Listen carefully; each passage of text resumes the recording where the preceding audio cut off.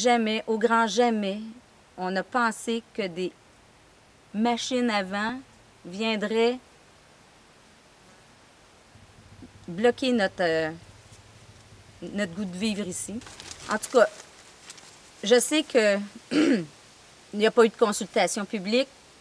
Il aurait dû en avoir une, mais la compagnie puis nos dirigeants municipaux savent très bien que s'ils auraient fait une consultation publique, jamais ça l'aurait passé. La majorité de ceux qui vont avoir les éoliennes, en grand nombre sur leur terre, n'habitent pas ici.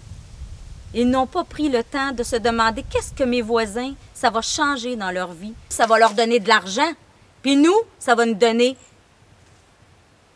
une mauvaise sensation de vivre avec ces monstres à vent-là autour de nous.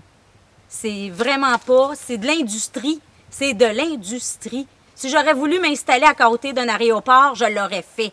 Mais là, on m'impose cette situation de vie-là. Et je dis non. Nos maisons vont être difficiles à vendre, ils vont être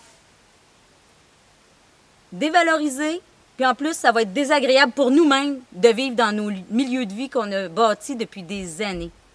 Une compagnie qui vient prendre possession d'un territoire de cette façon-là, puis que nos dirigeants politiques, gouvernementaux, municipaux, puis Hydro-Québec laissent des situations se faire de cette façon-là, aussi cavalière, c'est inacceptable socialement.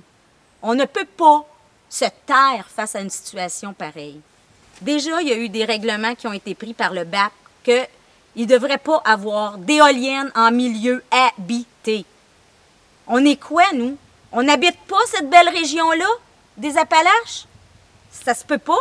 Les gens n'ont aucune considération pour nous, les gens qui vivons ici. Ce qui est projeté, c'est qu'il y aurait plusieurs éoliennes qui monteraient en haut des montagnes. Puis il y a le seul étang sauvage naturel de Viennet, Saint-Ferdinand, est là. Et aucun respect de toute la vie qu'il y a autour de ça a été considéré.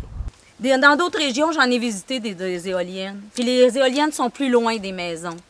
Puis ils sont beaucoup plus petites, ceux que j'ai vus en général. Mais ceux qui sont grosses, ils sont loin des habitations. Ils sont dans des endroits où il n'y en a pas de monde, là. Écoutez, ça ne dérange pas personne. Mettez-les là où il n'y a pas de monde.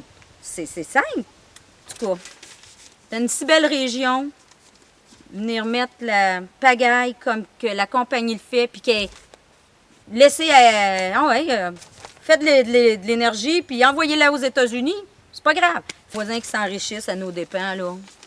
J'ai rien contre ces gens-là, mais ils n'ont pas réfléchi, puis je trouve que le fromage du corbeau était pas mal tentant. Et ils l'ont attrapé pas mal vite.